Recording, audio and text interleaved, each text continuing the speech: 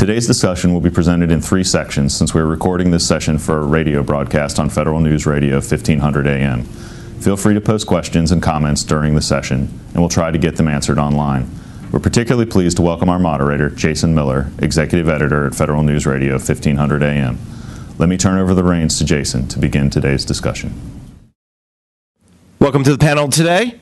This should be a great conversation about how federal agencies are combining the power of the cloud and data analytics to make better decisions. Our guests today are Don Adcock, the Acting Chief Information Officer of the Department of Energy, Greg Garcia, the Executive Director for the Army Information Technology Agency, Bajinder Paul, the Chief Information Officer for the Federal Trade Commission, and Derek Strausbaugh, a Senior Solutions Specialist at Microsoft Federal. Gentlemen, thank you so much for joining us today. Before we get started, let me set the context for our discussion. We know about the dramatic rise of cloud computing in the federal government over the last few years, going from something many agencies are just taking a look at, piloting, to now it's an essential part of their IT infrastructure. Deltek, the market research firm, says in 2013, agencies spent more than $17 billion on cloud contracts. That's up from a mere $721 million in 2011, just 2 years earlier. That's a compound annual growth rate of 187%. And of that, cloud infrastructure as a service saw the biggest increase, a part of that run to the cloud. Deltek found between 2009 and 2013, agencies spent about $12 billion on IaaS platforms, most of which was spent by civilian agencies. Once agencies have that initial cloud infrastructure in place, then they realize the role that it can play in help addressing the ever-growing problem of big data. Deltek found in 2013, agencies spent more than $1 billion on big data-related products and services, and over the last 5 years, the average was just over $900 million a year. But it's not just about the money where this is going for cloud and cloud contracts.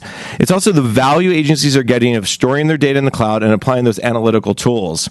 The Gartner Group says 85% of the Forbes 500 companies are unable to exploit the big data advantage for their competition. Now, I wouldn't be surprised if agencies are in the same boat.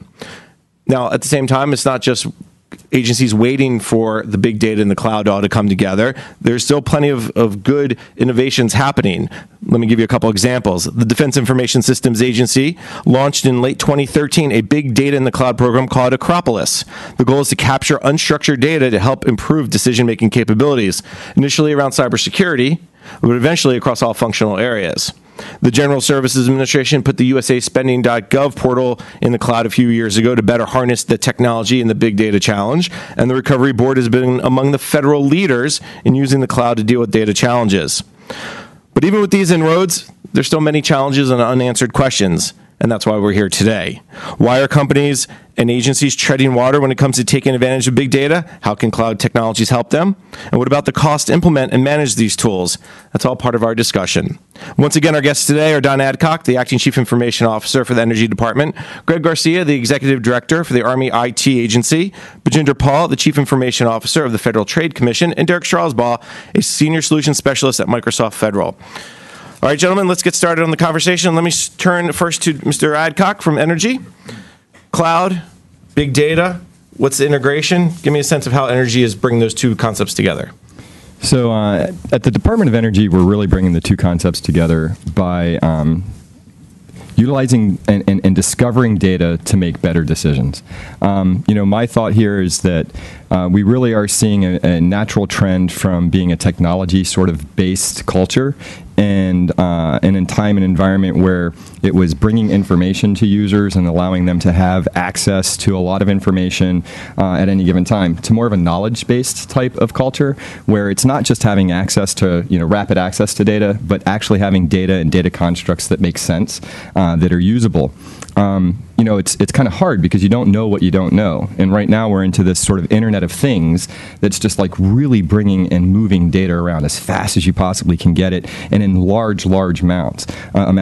So, at Energy, what we're really doing is we're trying to harness cloud technologies and tools so that we can sift through and understand the data that's there and really bring the right data to the right user set so that they can make informed and better decisions. When you say right data to the right user set, how do you determine what is the right data and who's the right user set? Is it going to your customers and they're saying, hey, we need this, whatever this is, to help us understand this better? Yeah, it's partly that, and then the other part, which I think is one of the greatest challenges, is how do you tag and manage the data? What tools do you bring to bear against these vast, huge data sets? With our national laboratories and the science and energy work that they do, we accumulate just ginormous amounts of data.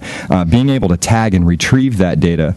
So I kind of look at it like it's a coupling. It's how do you tag and categorize data so that it's accessible, and then what are the roles that people have attached to their identity, if you will, that allow them to get in and really exploit that data, even if it's not something that's directly in their line of business, but still applicable to what it is that they're looking for. We're going to get back to the identity piece, I'm sure, later on in our conversation. Let me turn to Derek Strausbaugh from Microsoft. Give me a sense from what you're seeing from clients. What are they asking for? What are they doing to bring those two concepts, cloud and big data, together? Well, I think Don hit a lot of it, quite honestly. The requests are fairly similar, whether you're talking about the civilian agencies or the Department of Defense or the security, the national security community. Everyone's looking to, one, manage ginormous amounts of data, to steal Don's term, that they've never seen before and are only continuing to grow and grow and grow. And then the other big piece on it is the governance angle. How do I make sure that I'm getting the right data to the right people, not exposing data to folks that I don't necessarily want to see this data? So being able to leverage a lot of the investments that many of our customers have already made to this point in identity management and role-based security in the organization. Just because you're using Hadoop or some of the newer technologies doesn't mean that on-premise pre-big data security investment that you've made isn't applicable anymore. I think, again, I'm going to continue to say we're going to go back to the security question. I know you're all opening the door for me, but I'm not going to walk through it yet because I want to get to Bajinder Paul from FTC. You guys have that, to use the term, ginormous data challenge as well. Is the financial, because you're in the financial community, does that change a little bit how you look at cloud and big data? So absolutely. Let me put it this way. I think the use of cloud strategy and big data is really in the context of the mission of the FTC. Two broad missions: consumer protection and maintaining competition. Just want to share some metrics with you, and then put the context of technology and cloud and big data in that context. For example, last year the FTC returned roughly $36 million back to the consumer as a result of conducting investigations on consumer protection, and approximately $153 million back to Treasury. On the competition side, through mergers and non-merger litigations, for example, the FTC saved the consumer $21 billion as a result of these litigations. So all of these transactions, mission areas, really require that the information technology infrastructure must be nimble, agile, robust, and scalable. So in that context, clearly cloud and big data becomes a critical element to solve those mission areas. So at the FTC, we look at it from that standpoint, from a compliance and from a law enforcement perspective. In moving forward, clearly infrastructure as a service, data analytics, and big data will play a very significant role in that mission, if you will. And are you guys, when you talk about the investigations and the saving the consumer and bringing money back to the Treasury, is that where the data analytics is coming in because you're able to move some of these databases even to a private cloud? Absolutely. In fact, just to give you some examples, some of the public-facing websites, for example, that's consumer-touching websites like the FTC.gov, is actually hosted in the cloud. You may also recall that FTC maintains the Do Not Call registry. In fact, I think the metrics are last year, approximately 223 million people have registered on the Do Not Call registry, and that infrastructure is actually hosted in the cloud. So, that's an example of how we are leveraging technology to solve some mission area issues. Now, of course, behind the scenes is the analytics on the economic side. So, for example, when FTC is looking at potential merger and non-merger actions, we have to be able to support the mission areas in doing the what-if analysis. So, so the roadmap, if you will, is quite expansive, and cloud will continue to play a very significant role in that process. Let's turn to Greg Garcia from the Army Information Technology Agency. Now, Greg, you come in with maybe a little bit different of a perspective because security, as Don said in the front end, is a lot of things we hear from DoD and moving to the cloud is a little tougher. Give me a sense of where cloud big data comes in from your perspective. Sure, absolutely. Good morning. One of the things we should talk about first is the context of the Army in the sense of the DoD. So as you know, we've talked a lot about the joint integration environment, and really the conundrum of the Army in the joint fight is the need to be global, agile, and flexible. So just to set security aside for a moment, the key is to have that data available anywhere in the globe at any particular time. So that drives a need, and that's really what cloud is really about, is the ability to access data globally through a minimum constraint. So the Army is really committed to understanding the cloud, and there's different interpretations of on-premise, off-premise, public, private, co-authored clouds. And then how you get that through a network that's robust enough and has enough throughput to really merge the warfighting, the business, and the intelligence disciplines into an accessible, integrated product for the warfighter at the point of need. And that's really the broad context that we work in. And that's really, when you talk about 1.4 million people in the Army across hundreds of locations across the globe, they all have that centralized need for information.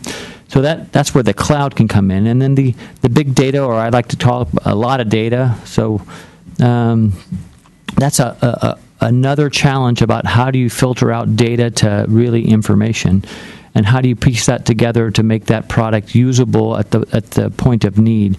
And that's where the first emergence of the convergence of cloud and analytics is beginning to unfold.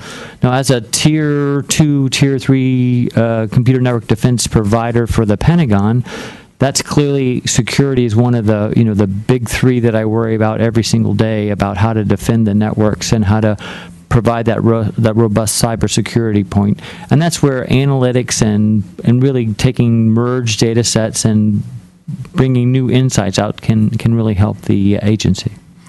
It's interesting. All four of you kind of brought a perspective that's very similar, but each were a little different around how that cloud's impacting them. I think, Greg, from your perspective, you're talking about getting out to the warfighter. From Don, you talked more maybe about the back office side of using systems and cloud conversions. And Bajinder, I think you see a little bit of both. You see the back office and the front end.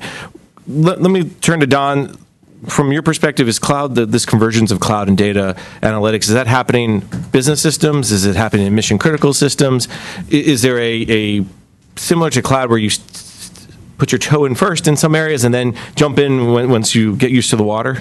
Yeah, so I think it's across the entire spectrum. I mean, clearly we have in our mission sets from open science to national nuclear security.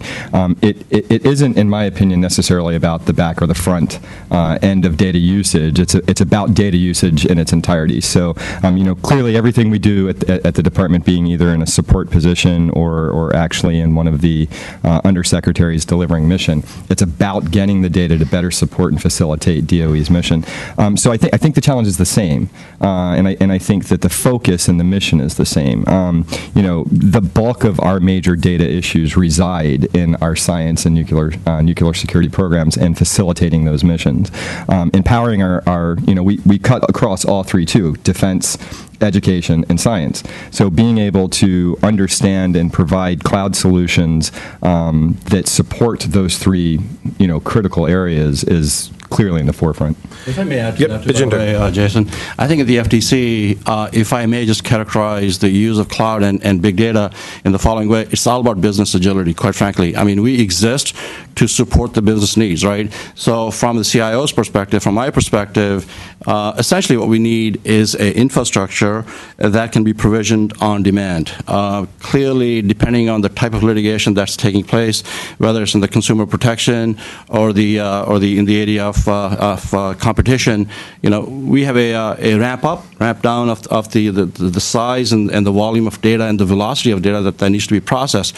So fundamentally, what it requires is that we go back to the basics, the infrastructure.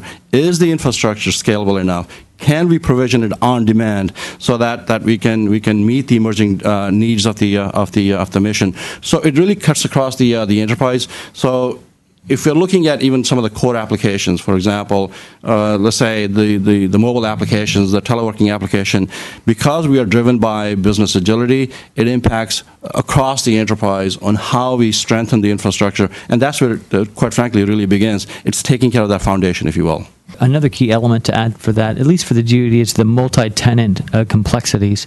With the various communities of interest, they all need the same infrastructure, and there's synergy in providing a common infrastructure, but there has to be ability to have communities of interest that are separate and really can morph over time. As you know, in the DoD, the coalitions may change weekly, daily, monthly, quarterly, maybe adds, maybe drops. So that has to be flexible in the ability of who can access that data. While there's a core tenant for unclassed, classified, joint, there's also a tenant of coalition and changing coalition partners. So it's really got to be not only agile, but flexible in exactly how you access that and who can access. And that gets to the earlier point about identity management and security. All right, we're just going to have to take a quick break. I know there's a couple people waiting to talk, so when we come back, we're going to pick it up. You're listening to the panel discussion, Cloud-Driven Data Insights in Government, sponsored by Microsoft on federalnewsradio.com and 1500 AM.